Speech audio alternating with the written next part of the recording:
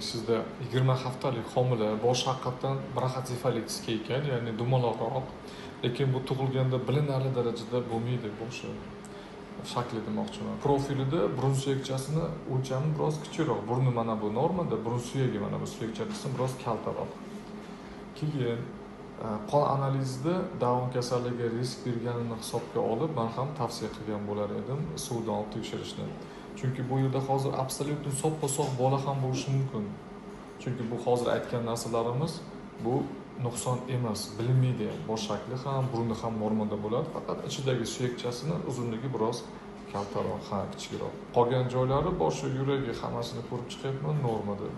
Buni aniqlash uchun esa faqat suvdan olib yoki kindigidan qon olib, koliocentis yoki amniocentis orqali Down emasligini aniqlash mumkin.